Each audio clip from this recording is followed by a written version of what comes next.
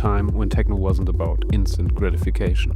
It was about a state of mind, a sound that rewarded patience unfolding over hours.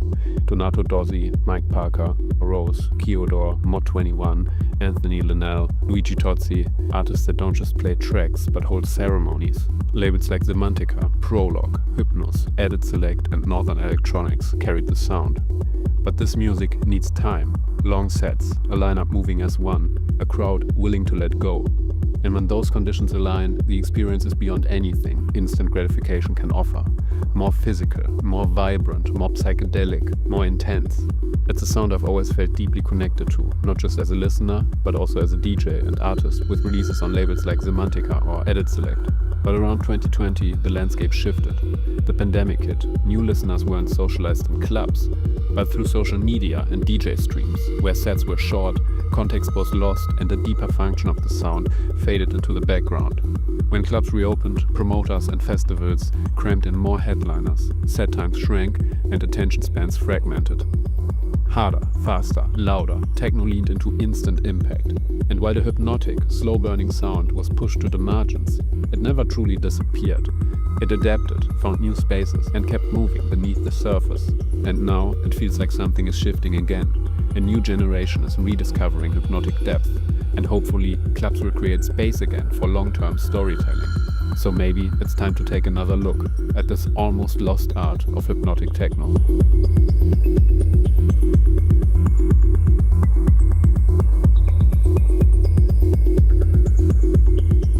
For a long time, my biggest challenge when it came to creating this music wasn't the lack of skill.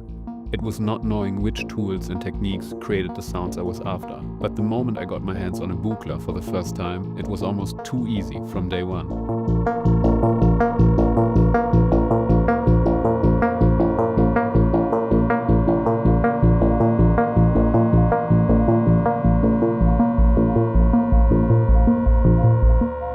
But it's not about the gear, it's about understanding the musical ideas behind it. And to prove this point, this beautiful, expensive sound that you just heard wasn't actually my buchla. It was a recreation I built using free modules in the free version of VCV Rag, which you can download for free right now from the link in the description. And you could also use it to follow along with what I'm about to do on my buchla system. By the way, if you're looking for a more affordable instrument than the buchla, based on my experience with many synths, some of the best fits for this sound are the Make Noise O-Coast or Moog Labyrinth for West Coast style synthesis.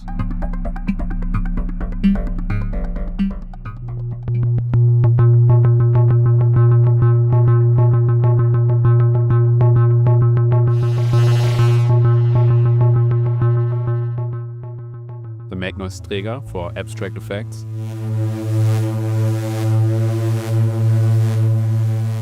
Or the Moog D-Fan for unique percussion.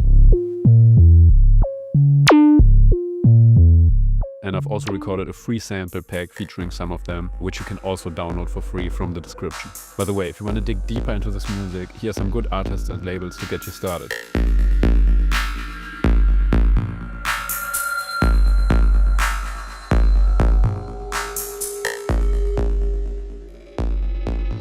Alright, so now here we go with my actual buchla system, which is maybe a bit more fun to look at for the sake of this demo. And yeah, what it does is actually pretty primitive and basic. You basically just have, in this case, 3 oscillators, which is the red section is one, the green section is one, and this blue card here is one. So only these 3 sections actually create sound, and all the rest is just to shape the sound in one way or another. And as you can see, I initialized everything to demonstrate that this works pretty much every time, first try, because it's just so easy to make these beautiful hypnotic techno loops with it. Because there's some ideas here that just are so fitting for this genre and just make it so easy and so fun. And I think one of those ideas is unquantized pitch. So pitches that are not on a regular keyboard, but maybe in between. Then polymeters. As you can see here, the sequencer, for example, it has just 5 steps, which is of course a bit weird compared to the 4 to the floor rhythm of most techno tracks, and it creates an interesting result. And then the third idea, I think, is different waveforms modulating each other and interacting in some interesting way. But now let's actually hear it.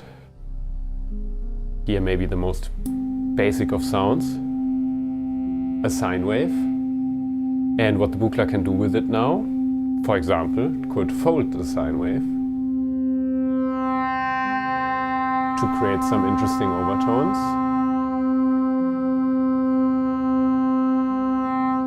And this is what it would look like.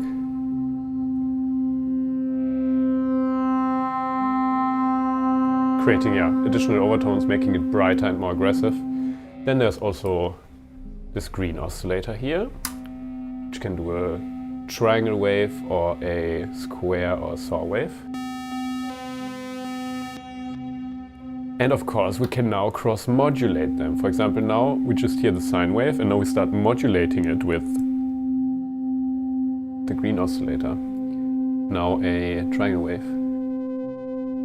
And here I have a choice between AM and FM. AM is amplitude modulation, so it modulates the volume over time, and FM is frequency modulation. So it modulates the frequency over time. And here you just go by ear. Whatever sounds better in the moment is what's right.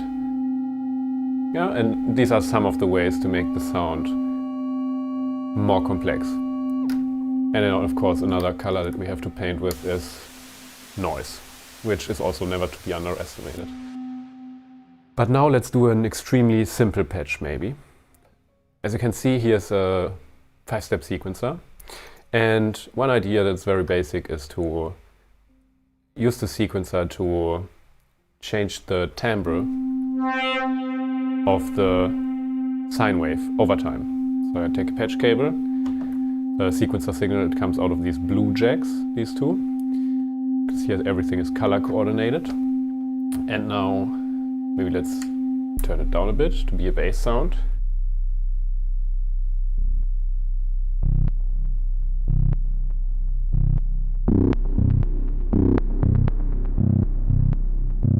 Yeah, and now over time the signal here actually controls the wave folding amount. And now, because we want to create interesting relationships between various sounds here, which Buchla is amazing at, let's maybe take this same sequence and use it for something else, like the pitch of the second oscillator.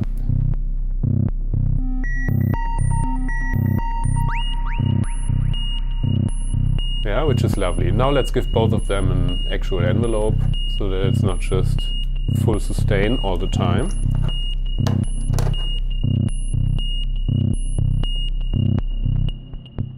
Oh, now it's a bit more percussive and we can now shape the envelope here. As you can hear, actually, there's already some effects on the Buchla. I like to start with an effect chain already applied because it's just so much more inspiring to already have a beautiful sound. In my case, you can have a look here. It's just the Eventide Black Hole, which is going to get you very far in this genre as the ultimate deep techno reverb, I would say. And then the Replica XT as my delay of choice here in tape delay mode with a bit of wow and flutter and a bit of a mismatch between the left and right timing to get some stereo effects going. And that's it pretty much here. No other effects going. And of course also the Buchla has a spring built in. So here we have a bit of spring reverb as well. But it's very subtle right now.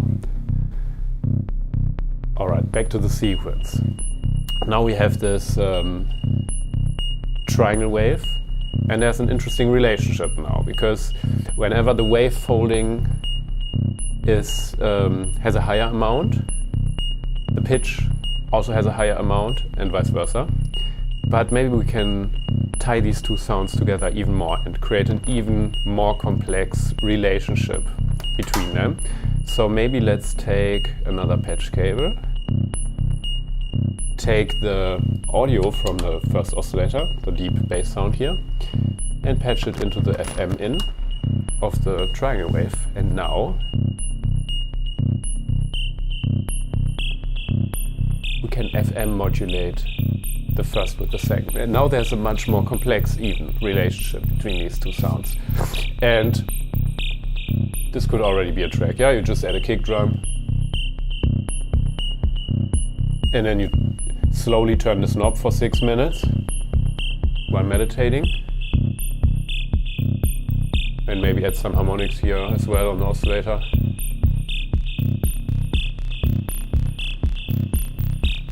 And maybe from time to time increase the wavefolding. Yeah, and that's it already. It's already a tune. So now you get the idea of what I mean with creating interesting relationships between different oscillators, but maybe let's create a bit more complex patch now.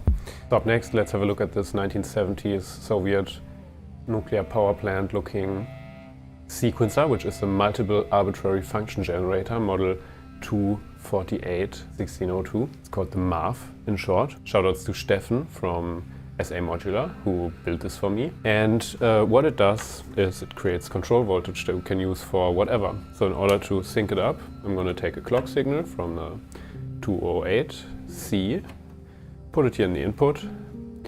And now, because I already have all the right settings programmed here, it's now a slave to the clock of the 208. Which means I can now take a signal from the voltage out and use it for whatever purposes. The most obvious one would be to control the pitch of the sine wave. And this is the next big idea that's going to get you very far that I learned way too late, which is that pitch-wise, you're not bound to the keys of a keyboard necessarily. Because here on a Moog, for example, you either play this note or you play this note or this. But if you think about it, there's an infinite number of possible notes just between these two notes. But we can never play them here, except for like pitch bends maybe and LFOs. But these infinite other notes, that's what the buchla is for, and that's what this little sequencer is for, and this one, or the ones in some sort of software like VCV Rec, like the patch I gave you. And the beautiful thing about this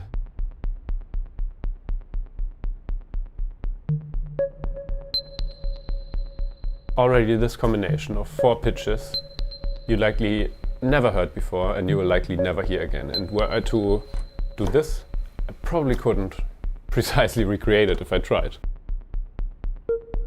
No, you see? And it's really crazy because it's always involving some sort of novelty. Almost no matter what you do, it's beautiful. Maybe now let's take some random voltage, which is basically Buchla's version of sample and hold, and modulate the timbre over time. And now it already feels very alive. Now let's also take the random voltage and modulate the decay time. And now the notes have a different length.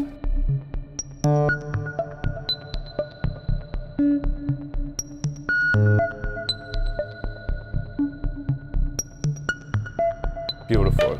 Now let's maybe take this exact same sequence of control voltage and use it to sequence this third oscillator here. And now I actually have to take the audio signal here, put it into the second channel. And to the Buchla nerds, yes, I know, this is not a Tiny Jacks cable, this is actually a regular Moog patch cable. I know it's wrong, but it actually works. Okay, now this is our second sequence, and now I just turn the pitch until it sounds right.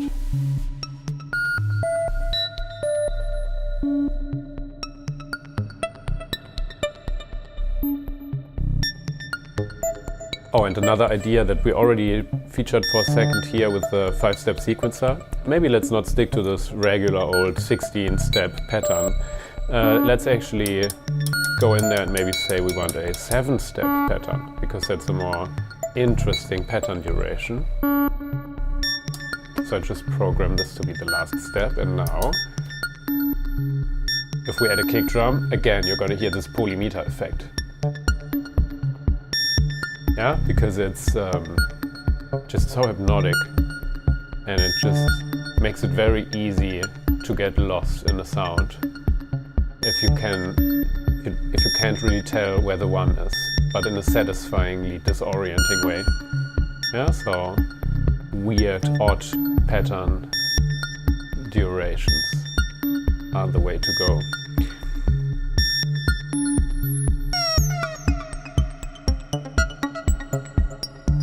And what I'm doing here right now is actually I'm using the same CV, but I'm using it inverted, because this here is basically an inverter. So whenever the pitch is high for this one, it's low for this one, and vice versa. But now there's not enough interaction for my taste. So maybe let's bring in the green oscillator as well here.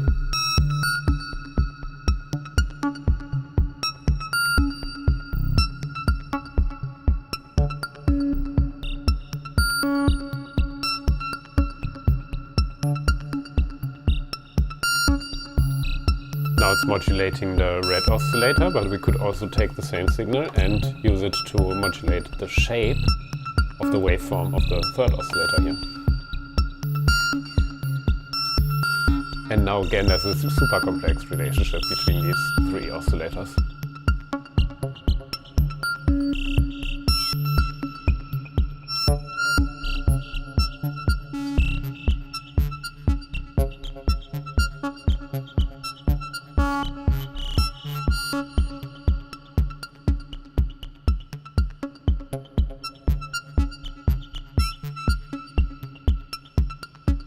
Alright, and now that we got that out of the way, maybe another interesting tool in your arsenal that you should never underestimate are beautiful filters. For example, this 291 is an analog bandpass filter.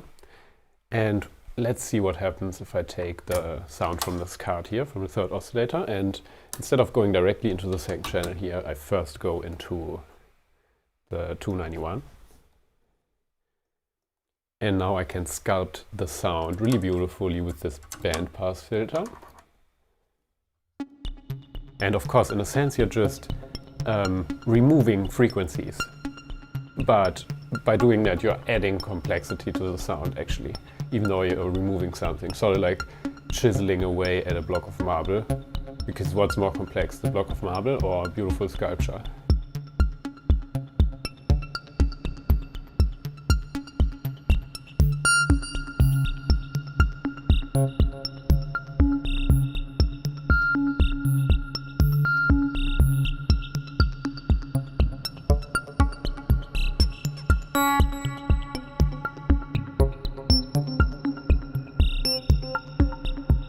Yeah, now it really allows me to discover some new characteristics of this pattern.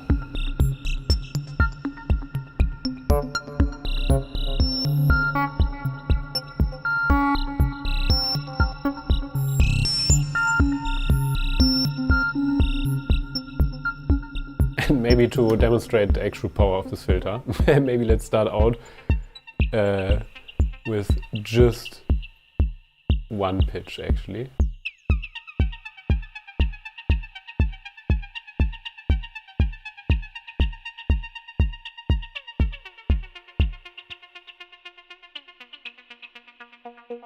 Yeah, this is now just one pitch. And this is what just the filter can do, and it already sounds like beautiful Northern Electronics release or whatever.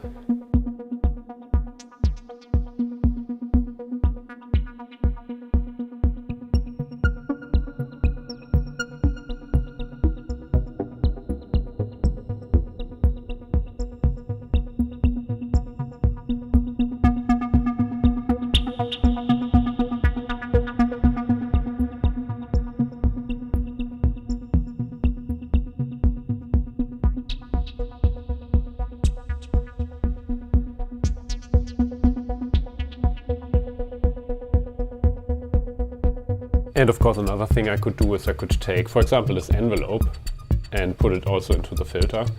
So now the filter actually has an envelope.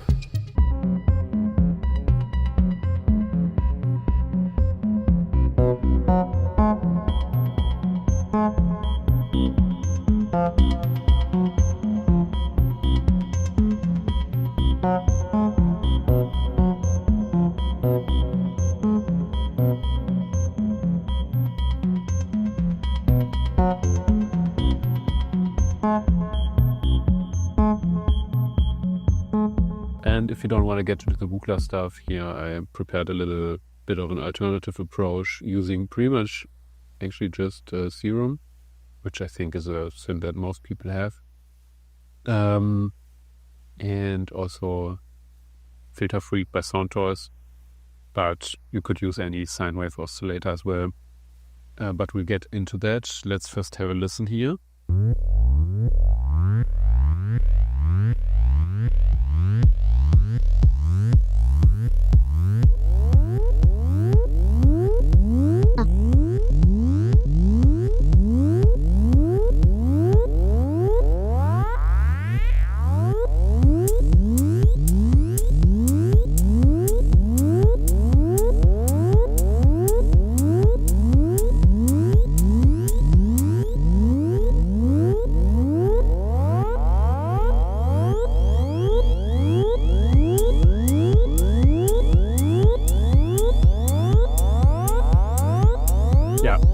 That's what we're working with.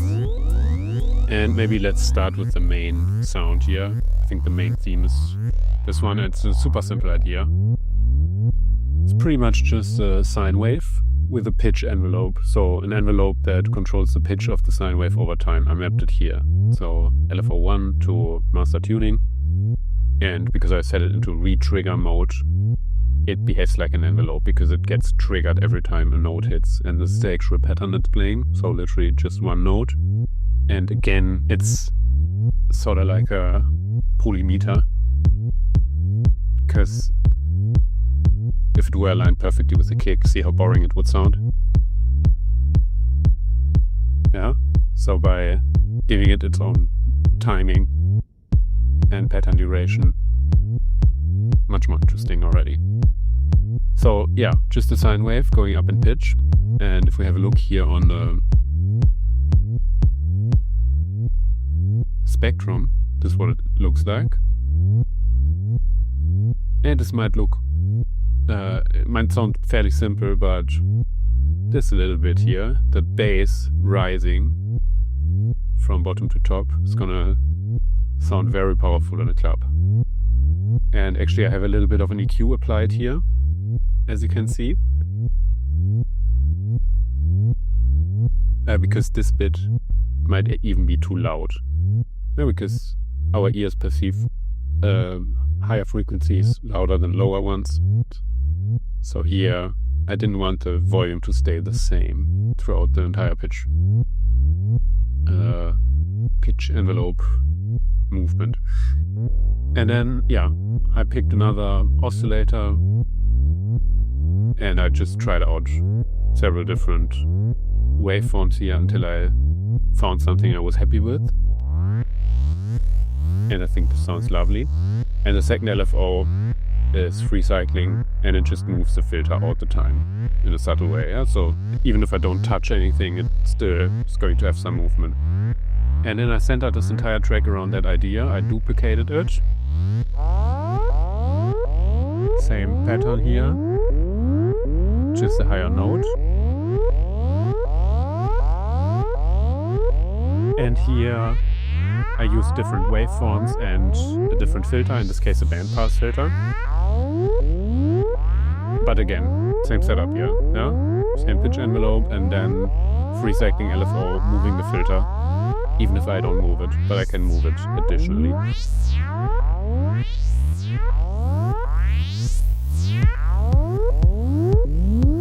And then I just did it a third time, and it gave me a third sound, even higher.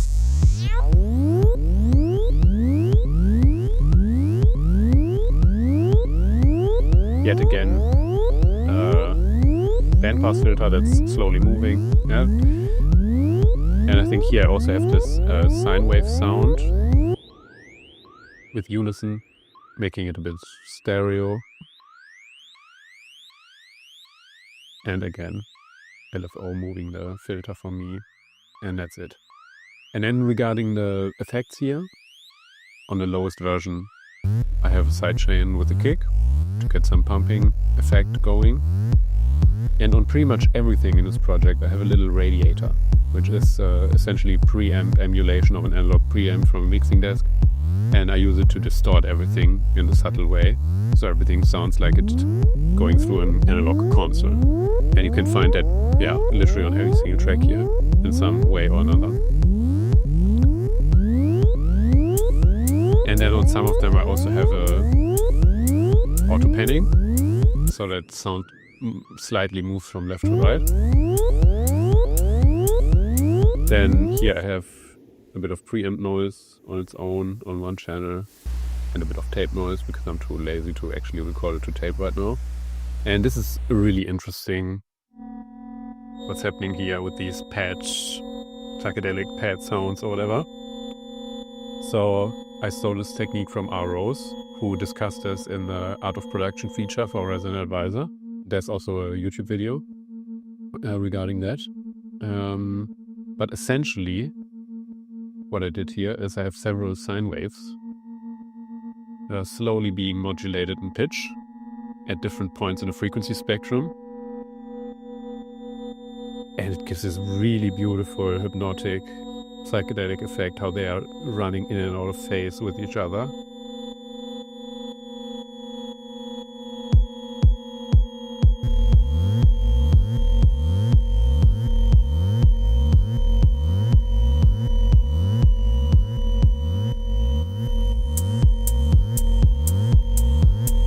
But how did I do it? Very easy. Let's just do it again.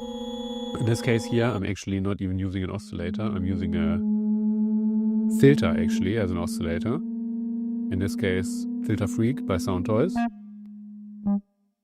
And this filter is like an emulation of an analog filter, so it has some of the quirks of it, like noise and distortion already built into it. But essentially what happens if you crank up the resonance completely, it starts to self-oscillate. And now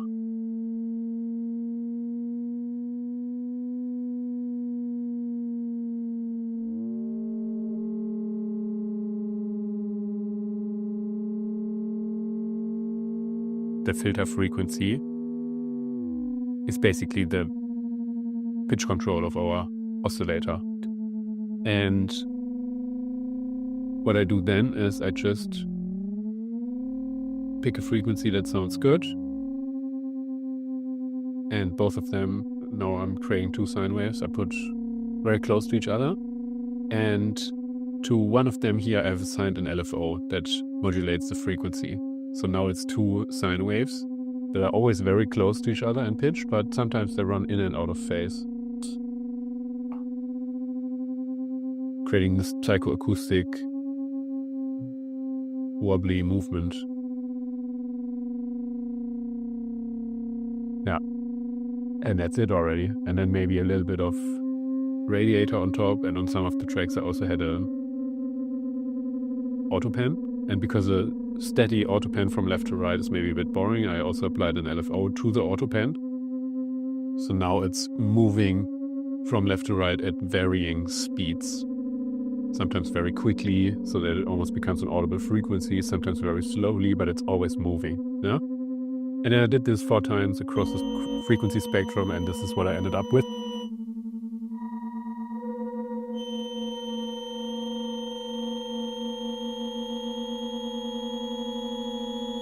Oh, and the funny thing is, you can't even really stop it, because it's not tied to any sort of trigger or whatever, because these things are just self-oscillating. So even if I stop the project, the sine waves will just keep going indefinitely unless I re-record them to audio. Yeah. Then maybe let's have a look at the hi-hat. Just literally the stock 808 closed hi-hat from Ableton.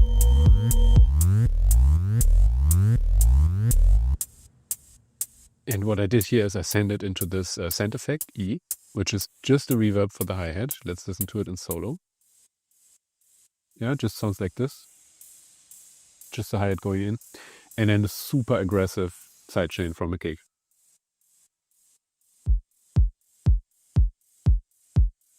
And now the attack time of this compressor lets me control the groove pretty much of the entire track. And now it just sounds a bit more interesting than had you just this hi-hat. It has a little bit more drive.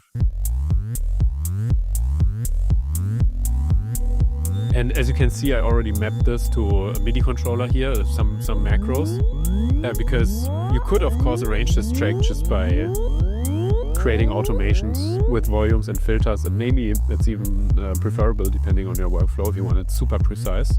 But a more fun way for sure would be to actually do a live performance now, where you just work with stuff like the filters here I've mapped to various poties and the volumes of the individual sine waves, volume of the kick, volume of the hi-hat, and volume of the second and third synth sound, and their respective cutoff frequencies for the filter. And then yeah, you could start somewhere like this maybe.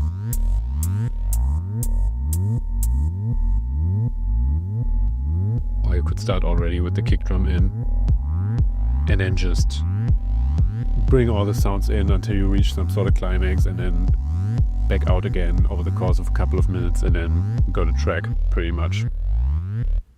Yeah, regarding the synths, I am using Black Hole by Eventide again.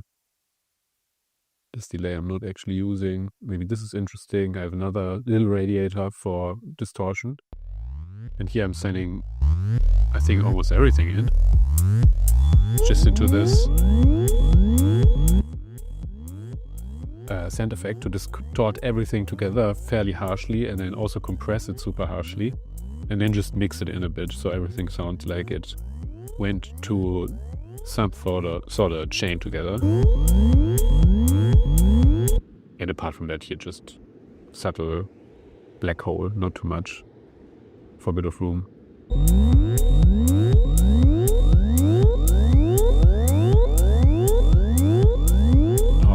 And again, I think for the sine waves here also a bit of sidechain compression to get it grooving a bit with the kick, but not too much.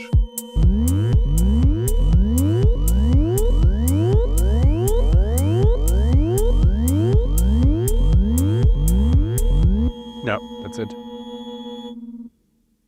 So now let's have a little jam.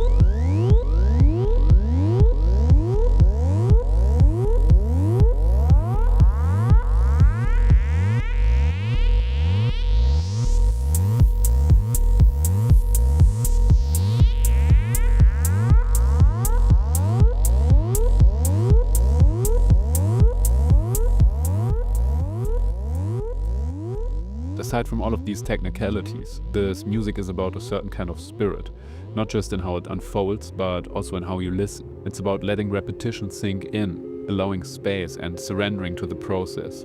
In a world that moves faster and faster, the sound creates stillness.